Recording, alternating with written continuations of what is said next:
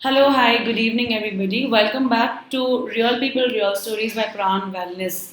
As promised last week, this week we're going to be spending some time listening to the story of a victim of domestic abuse. We really actually wanted to get the person to speak about her story.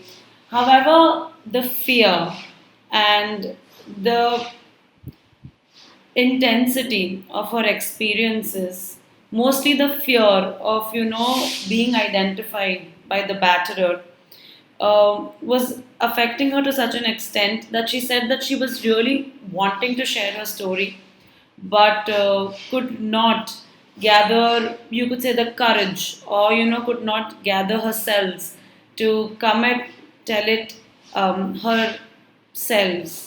Um, Majorly because she felt that she could get recognized, and that would then be a problem. Having said this, I would like to point out to all of you the amount of, rather, the effect that, something like this, or how living through abuse can have on your lives, on your thought, on your feelings, on your behaviors.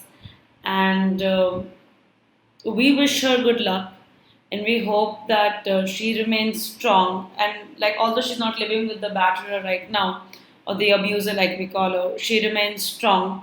On behalf of this particular really strong lady, Pujita and I, the counselors at Praan, are going to be presenting her story. So we hope you're able to stay with us till the end, listen to it, and take your learnings, or get your moments from this particular story. So we'll begin with this, Pujita. Over to you. Yes. Thank you for doing the introduction, Aliza.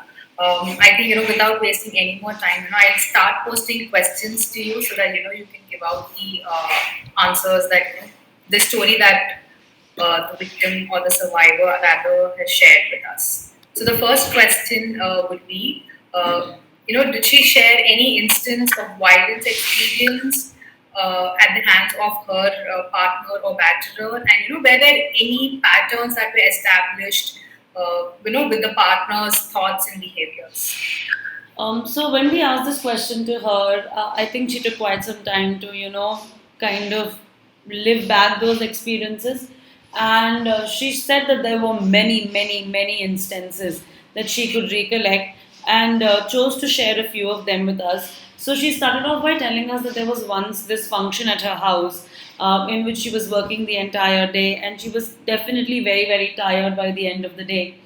And she had just gone to rest pretty much late at night, and just when she was about to rest, the abuser, that's the partner in this case, he came and he hit her head and her hands, so much so that she started shivering. And even though she was shivering and she was almost on the ground, unable to move, that frustrated the partner much more, and he continued to almost, physically abuse her. And after he was done, he just left the room, and with a lot of pain, she just managed to almost go towards the side table, pick her phone, call her maid and her mother, and finally they had to call the ambulance because she had suffered from quite a lot of pain in her ligaments, had torn, and I believe she said that there was some sort of a bone displacement which landed her in the hospital for more than a month, and she was hospitalized for that long. Then she went on to sharing with us that anything and everything could almost irk or irritate this partner of hers. She kind of vividly remembered this one instance when he woke her up at 2 o'clock in the night and asked her to prepare an omelette for her. And then she said that everything would be a problem. If the omelette was folded, the question would be, why did you fold it? If it was laid flat on the plate, he would be like, why is it laid flat on the plate? And why is it not folded? Like, everything and anything could be like an unnecessary and an invalid reason to get the anger.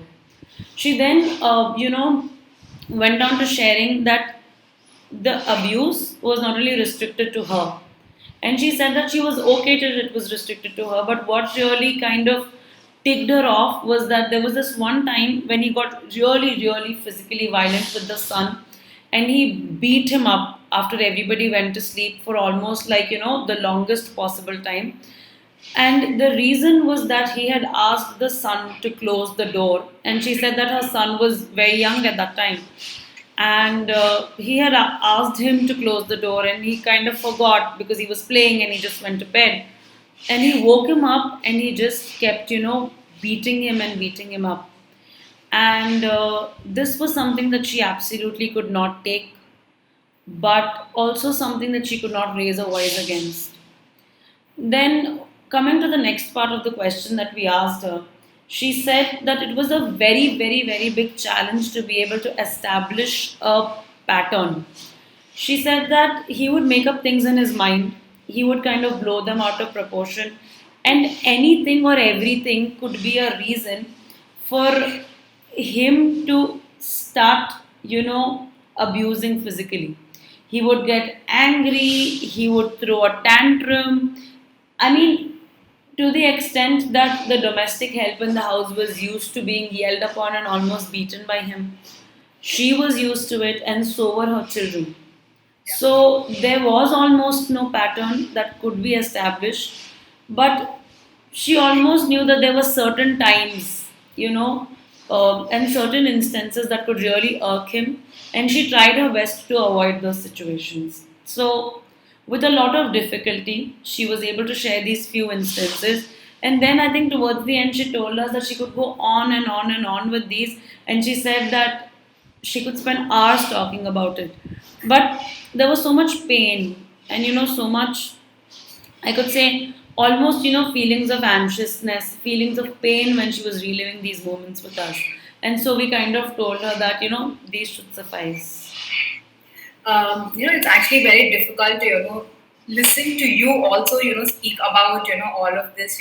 I can imagine, how difficult it would be for the person out there who has gone through all of this and who probably is reliving, talking about it to, the other person. Probably, she must have spoken it to, numerous people.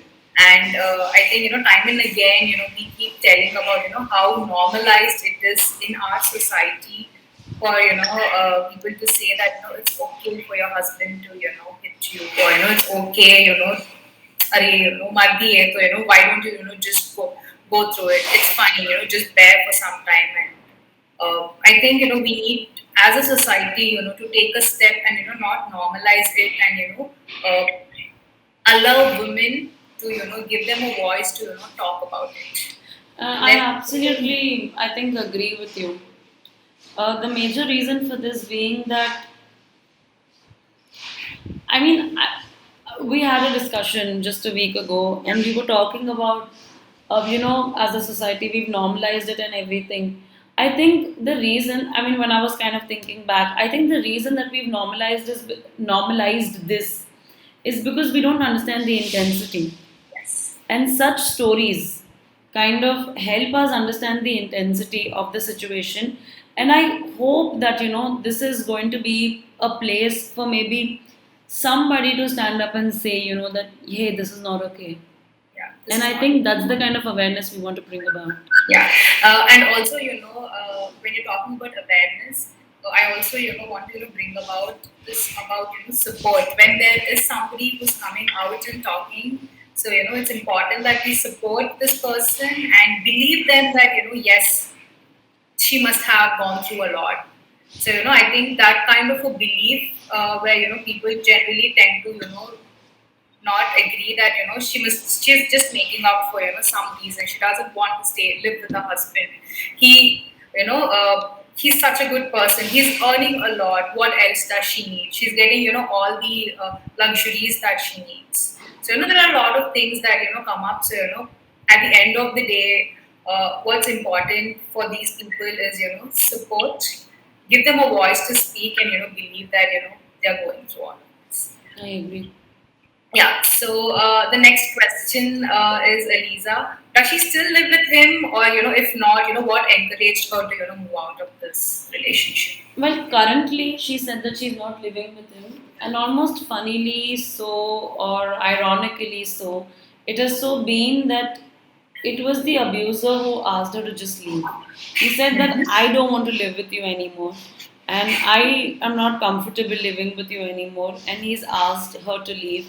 She shared with us that this is not the first instance where he has asked her to move out. There have been previous instances where she was asked to move out, but she would always come back because log kya kahenge, and because of the fear of the society. Also considering the fact that back in the time her children were much younger than they are right now. So she said that she agreed to continue living with this person just for the sake of her children. It was in this instance that she also shared with us that it was not either person's first marriage. Yeah. So the victim herself, it was not her first marriage, and the batterer also, it wasn't his first marriage. So also because since it wasn't her first marriage and probably it was a second marriage, she had this big fear of that, oh, even this marriage has not worked out, definitely something's wrong with you. So she chose to live with him for so many years, forsaking her own safety, the safety of her children, forsaking her own needs and the needs of her children, just because of log kya kahenge. And finally, now that her children have grown older, I think they are more than, I think, teenagers right now. Yeah, they're almost like young adults. She has chosen to move out, and this time she has decided not to go back, even if it requires like whatever extent or measure she needs to take for it. Yeah. But also, I think that she has gone through a lot herself, where probably she's not taking that step because of her self-esteem. It hampered her self-esteem, self-confidence. That if I am going to move out of it, will I be able to restart my life? What will happen to my children? So all these thoughts that probably pushed her to stay back in this relationship. I think it's really difficult. It must be a really difficult phase for her, and I think she's at a much better place once she's out of it. So we've spoken about her children, and probably her children also going through abuse by the bachelor or the partner. So how did the children cope with the situation that they are being faced from so many years?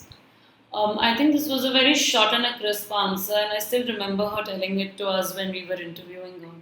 She said, no, they haven't coped with this distress, and the situation is such that my elder child really hates the partner or the abuser, and to a certain extent also holds me responsible for not taking an independent step earlier. So I think that they're still having their own struggle. They're still not over it, and I think it's still a battle of survival for them every day. And the the fact that she continued to face abuse at the hands of her partner and almost also put her children through it has scarred her own relationship with her children. And there was a little regret that maybe if she would have taken a step earlier, at least she could have probably saved her own relationship. But it is what it is right now, and she accepts the situation for what it is, and she's all right with it. Also, this reminds me, Aliza, that yes, probably, the the women or the man, whoever is going through abuse, they take a decision to, stay in the relationship majorly, or most of the time is because of the children. They think they need a family, and they need like a complete family, or like a mother figure or like a father figure to raise them. But I think one important essence that all of us forget is what is an effect that is falling on the child with ongoing abuse in the family or violence that is happening. It could be any kind of abuse. what effect it has on the children. Time and again we keep talking about childhood trauma. Children actually learn, or it affects children much more, which will definitely probably show in their life, that what they want to do in the future. It hampers their self-esteem, their confidence, their resilience, how they face the outside world. I think when you're talking about it, it really kind of strikes to me that it's about giving them a healthy life versus giving them a whole life, okay? And I'm sure a healthy is always better than a whole, Yes. right? So I think this is the decision that these people who choose to go through it should be taking. We've seen a lot of them, okay, like a lot of stories where I've heard a lot of women, for a greater extent of it, who chose to walk out of the relationship because of their children. Yeah. This kind of makes me reel back and think about, why were they even okay going through it in the first place? What were Yes. they getting? And I'm sure a lot of people have asked these people, these victims or these survivors, that क्यों इतने साल क्यों रुके आप? What were you getting out of it? So So many of them have always said, my children were young, I did not have an economic way of feeding them and stuff like that. But when we have spoken to these children, they have almost had the opposite view of the woman or the victim going through this situation themselves. yes. So, when it's between the healthy and the whole, I think the idea should be choosing the healthy and Healthy. not the whole, because the healthy is always much, much, much bigger, better, and important than just giving them the wholesome Oh, of what should be given. very true, Aliza. Because I think we always say that children learn very quickly from what they see around themselves. So I think giving them like a healthy lifestyle or a healthy life is much more important than trying to give them the whole thing, which is not healthy and which is not probably good for them. Definitely. Yeah. So which brings us to the next point, that so we time and again we keep asking these people to go for help, seek help. Did she ever try to seek professional intervention, or any help to deal with the distress that she's going through? Actually, her response pretty much surprised me. But she shared with us that more than her own self, she believed that if her partner was abusing the way he was abusing not only her, but the domestic help and other people around him and the children, his own children for that matter, she believed that he definitely required help, because no person in their sane mind would abuse to the extent he was. Okay. She said, I understand, okay, that people do get angry, people do get upset, and in the jiff of a moment, while they should not do it, they can lose their temper. But the extent to which this person was losing his temper, there was definitely some intervention that was required. So she had offered to take the batterer or the abuser to therapy sessions. She said that she was ready to take therapy her own selves if that guaranteed that he would be okay with taking therapy. And time and again, there were a number of permutations and combinations that she tried to put together to be able to take help, to be able to give the help, but to a certain extent, that never worked out. When it comes to her own selves and taking help, she said that she almost found it very difficult to talk about this to anybody, but she confided in her friends a lot. Because even like when she tried to speak to her own family, they were probably not receptive or she was not very comfortable. But she spoke to her friends, and she said that I think one or two of her friends, they were therapists themselves. So confiding in them to a certain extent was very helpful.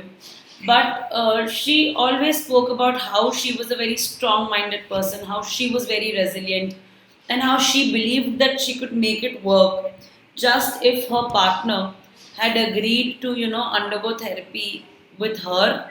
She said maybe they would have been in a different place, but that never worked out, and then finally she had to choose to do whatever she chose to do.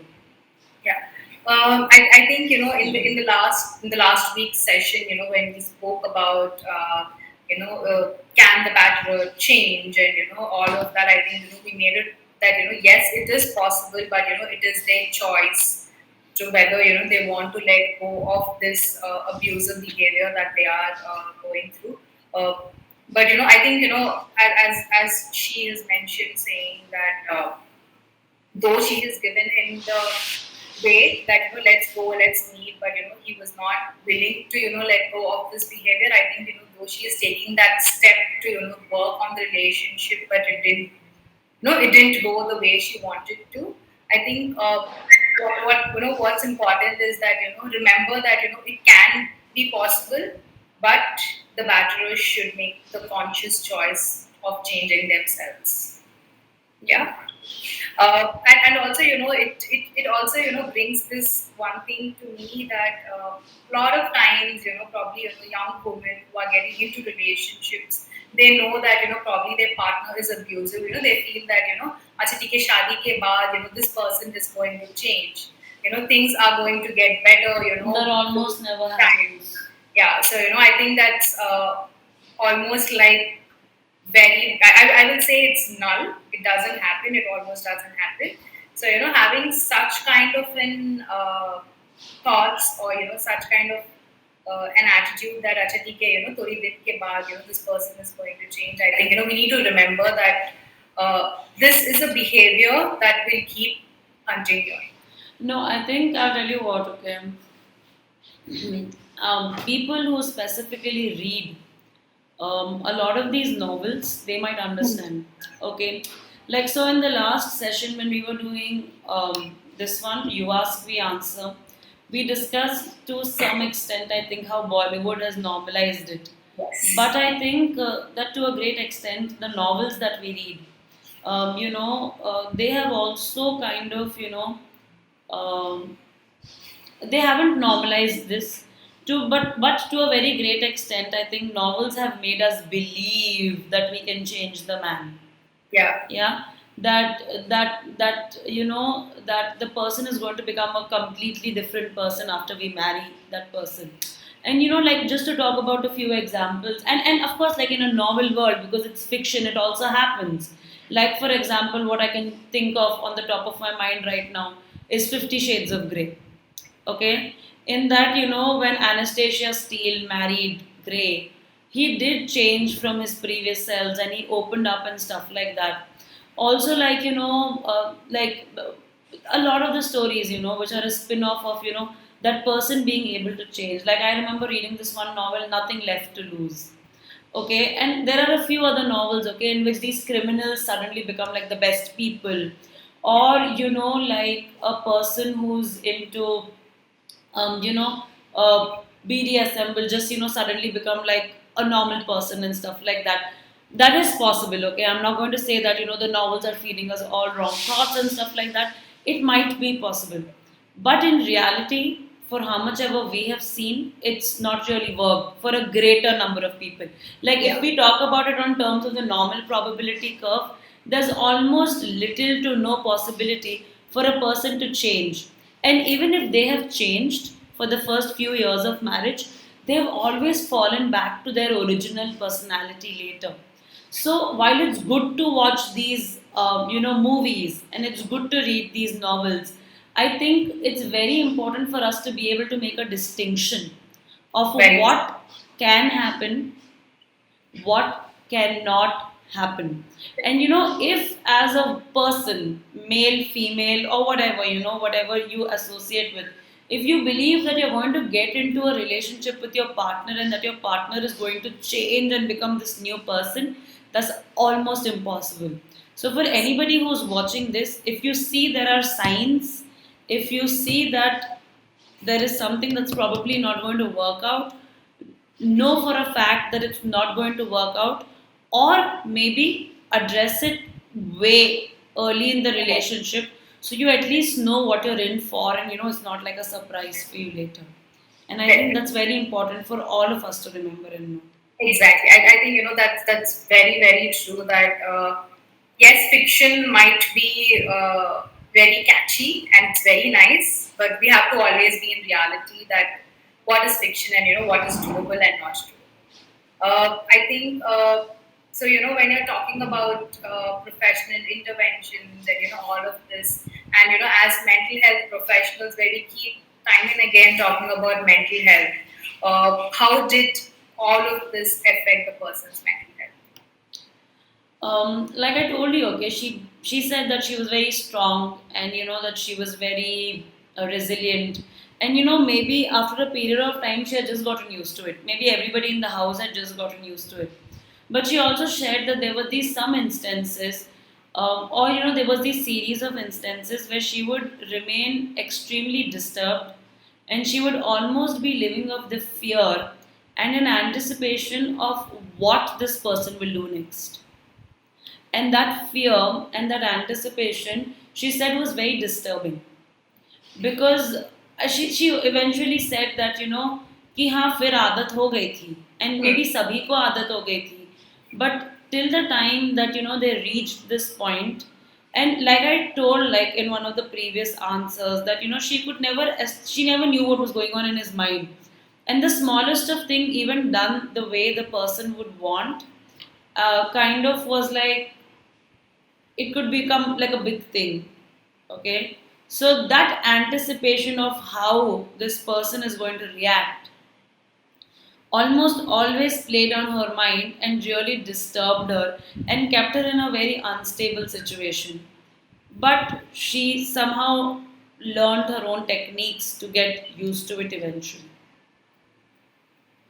I think it's really disturbing to always we come across a situation like probably say for like an hour where you're anxious or where you are thinking about okay fine what's going to happen, but being in that state for days together, for years together, in the fear of okay what's going to happen next is it's actually unimaginable, the pain and the fear that these women actually go through, and the fact that we just say that it's okay and it's fine, and even when these women come and try to share it with the family, the friends, or anybody outside, the support that is not given to them, or the answers or the judgments that are passed, are really very distressing to understand.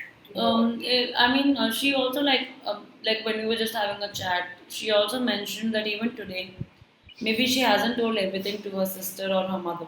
Yeah. She maybe like to a certain extent, of course, she could not bring herself to talk about it, but she also said that they knew, at least that she was going through something, and the support was not to the extent that she deserved or she required. And that kind of did not, encourage her to talk about it a lot, or Yeah. maybe leave earlier. Yes. I think we also, spoke about, how as a society or, how as a neighbor or as a family member, we are going to, identify whether, the person is going through violence. I think in the story that she's explained, it's very evident with, so much that she has gone through. Somebody could have taken a step or like a stand for her and, told her that, it's okay for you to, at least initiated that conversation with her to, take that step to, come out of it earlier, to at least talk about it with the family or, with somebody that could, help her with what she was going through. Yeah. I think with this we come to the last question. Yes, she shared all of it, and we do understand it could have been difficult with her. So when you asked her about all of it, how did she feel about sharing her story with everyone around her today? So, like you just shared, okay, she said that reliving these moments once, twice, 10 times, and maybe even talking about it the 100th time is going to make it difficult, because it's painful to relive these experiences. And it's easier for us to talk about it, but for someone who's actually gone through it, it could mean everything and nothing. So she did tell us that Yes, it was very difficult to talk about it. And every time she talks about it, um, she believes that her pain might reduce to a certain extent, but that does not happen. She tells it's as painful as the first time I had experienced it. But I think one important thing that she said in conclusion is something that I would like to share. She said that I wasn't able to do a lot, but whenever I'm sharing my story, I hope and I pray that maybe if there is somebody out there who's going through this, takes some courage from my story and takes a stand, or agrees to talk about it, or agrees to walk out. And she says that would mean much more to her than having to relive this pain over and over again and again. So I think she said that it's important for me to communicate the message, and that's what I'm going to do. But you know, I could tell it the thousandth time, or I could tell it maybe when 10 years from now, and I will still feel the same pain. But I will keep telling it to motivate or encourage somebody to take a step much, much, much earlier than I did, to at least save whatever the remaining grace that they have. And I think that's what she said about it. Yeah, I think, as she rightly said, that, it is important to talk about it, because the more you talk about it, the more awareness it's going to, create. And, at least, I believe that, if your story has, helped one person to, talk about it, I think, that's it. You have created a difference, you have made a change. So I think, to, everybody out there, who is watching this, and who's probably going through it, it's important for you to communicate, talk about what's happening. And I think, that's how you create awareness. And and I always, we keep saying this, do not normalize abuse, any kind of abuse. And let's not say that it's okay for this person to go for whatever situation they are in. I agree. But just once again, guys, this is a real person, and this is this person's real story. And like you would have heard, she's not living with this person anymore. But the fear is still so intense that she is still affected by it. And if you know anybody going through abuse, please um, go out and help them. If you yourselves are a victim of such a relationship or such a system, try to talk about it, try to seek help, or else try to connect yourselves with an NGO, or reach out to us at Praan, and we can see the needful that we can do at our end. But thank you so much, Pujita, for joining me in sharing the story of this survivor. Thank you so much, everybody, for joining us to watch this. And we hope to keep you updated and aware about all the other things that matter. And we'll see you next month with another topic, another story. And thank you for being here. Bye bye.